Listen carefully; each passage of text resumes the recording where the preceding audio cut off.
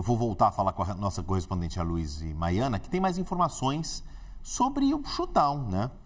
Luíse, hoje é o 20º dia de paralisação do governo federal americano por falta de um acordo sobre o orçamento 2025-2026. Qual a perspectiva do governo Trump para aprovação do orçamento e o fim desse shutdown? Existe alguma luz no fim do túnel e que não seja um trem indo em direção aos servidores, né, que estão há 20 dias sem receber? Boa noite mais uma vez. Boa noite mais uma vez, Marcelo. Essa é uma grande preocupação, eu diria que uma das primeiras que diz respeito à remuneração desses funcionários federais que estão. Então, são dois grupos. Um grupo que teve que tirar a licença obrigatória e que também não está recebendo essa remuneração, e o outro grupo que continua trabalhando, até porque os serviços essenciais eles precisam ser mantidos e que também não tem a perspectiva de quando vão receber os seus salários. Então, isso gera com certeza uma grande preocupação. Sem contar que, claro, quanto mais demorada for essa paralisação, mais afetada é a sociedade americana, a população americana, os serviços que vão deixando de ser prestados ao cidadão, e isso também, claro, que está no radar tanto do governo americano quanto dos senadores, republicanos e democratas. Todo mundo, de fato, está olhando para isso. Mas, do outro lado, o acirramento do debate dentro do Senado continua muito grande. O lado democrata insistindo que precisa manter as garantias dos programas sociais como o Obamacare. Do lado republicano, os republicanos também insistindo na ideia de que o orçamento precisa priorizar setores como a segurança, por exemplo. Então, esse debate acirrado tem ainda feito com que o shutdown, com que essa paralisação perdure por mais tempo. Então, como você bem disse, e hoje é o 20º dia dessa paralisação, a respeito de uma luz do final do túnel, o conselheiro econômico da Casa Branca, o Kevin Hassett, ele chegou a dizer que existe a expectativa de que essa paralisação se encerre ainda esta semana. Mas se tratando de um debate tão acirrado como o que a gente tem acompanhado, a gente precisa ver para crer, né, Marcelo? Mas foi isso que ele disse hoje em uma entrevista à CNBC aqui dos Estados Unidos. Ele, inclusive, chegou a dizer que o presidente Donald Trump também está se empenhando nessas negociações, mas que cabe ao Senado tomar qualquer decisão.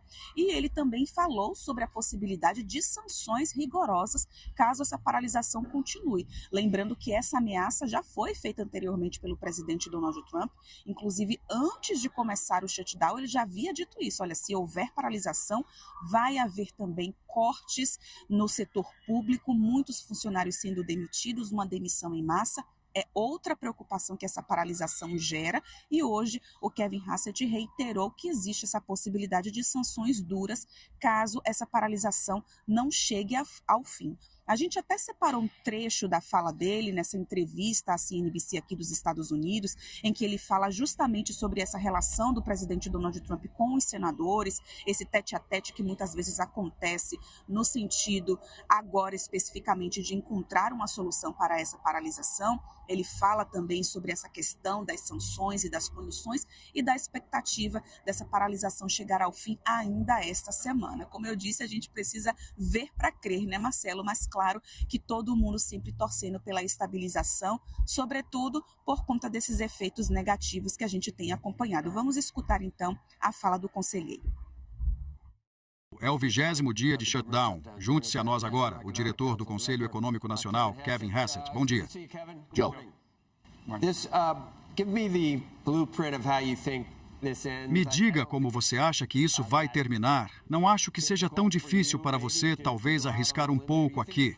Você acha que o presidente irá se envolver e dar aos democratas algum tipo de garantia para esses subsídios do Obamacare? Ou você acha que ele irá adotar uma linha dura? E você mencionou no fim de semana que algumas medidas extremas são possíveis, como demitir pessoas, tirar coisas que são importantes para os democratas. O que você acha que realmente aconteceu e vai acontecer? O presidente tem sido muito ativo durante todo esse processo, mas também é sua posição que isso é algo que o Senado precisa resolver.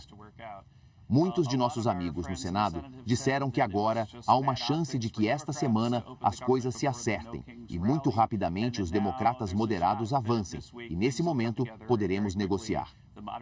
Fiquei muito satisfeito ao ver que minha amiga, a senadora Shaheen, uma democrata muito sensata, se manifestou e apoiou a abertura do governo na sexta-feira. Isso significa que há uma espécie de rachadura na base de Schumer. Acho que a paralisação provavelmente irá terminar em algum momento desta semana.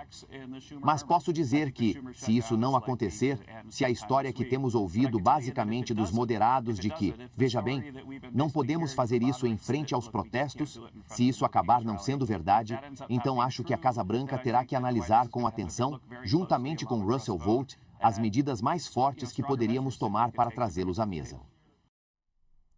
Luiz, você sabe que as suas explicações aí dos bastidores do poder, no centro do poder da capital Washington, suas apurações, né, paralelo a como você consegue explicar para a gente tudo que acontece nesse complicado, segundo o governo Trump, me faz lembrar de um personagem muito importante do jornalismo dos Estados Unidos, alguém que fez fama e carreira aí na mesma capital Washington, o Edward Murrow. Morreu cedo, ali em meados da década de 60, e ele, né, se tornou tão famoso, seus livros, já virou filme, tema de peça na Broadway, mais recentemente com o ator George Clooney, e ele encerrava, então, o telejornal que ele apresentava, se despedindo dos telespectadores, dizendo "Good night and good luck", boa noite e boa sorte. É assim que eu me despeço de você, Luiz.